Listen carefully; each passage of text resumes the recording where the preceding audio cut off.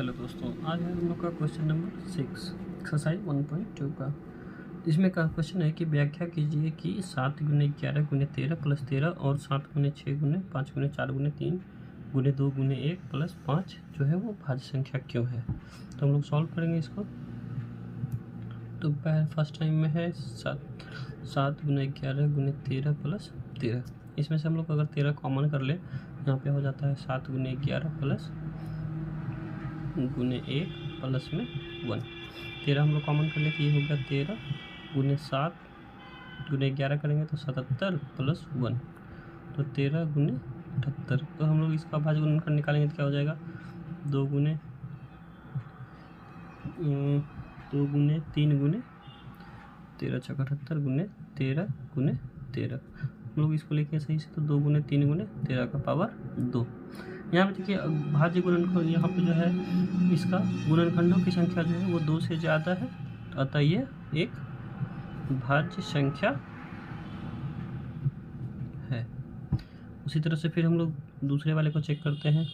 7 गुने 6 गुने 5 गुने 4 गुने 3 गुने 2 गुने 1 प्लस 5। यहाँ पर भी अगर हम लोग 5 कॉमन कर लेते हैं तो जाता है हमारा 7 गुने 6 गुने 1 गुने 4 गुने 3 गुने 2 गुने 1 प्लस में 1। हम लोग अगर गुना करते हैं तो जाता है 7 छक 42 12 गुने 24 42 गुने 24 प्लस 1 1008 प्लस 1 तो 5 गुने 1009। और इसको अगर हम लोग देखें ध्यान से तो यहाँ पे हम लोग गुना में 1 भी दे सकते हैं। तो यहाँ पर भी जो है गुणनखंडों की संख्या 2 से ज़्यादा है, अतः यह भी क्या है, यह एक भाज्य संख्या है, भाज्य संख्या है।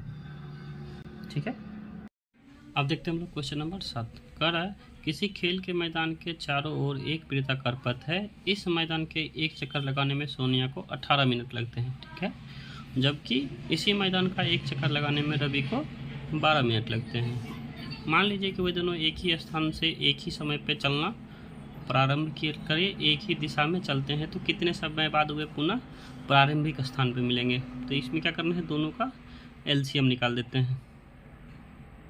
सोनिया को लगा समय बराबर 18 मिनट, रवि को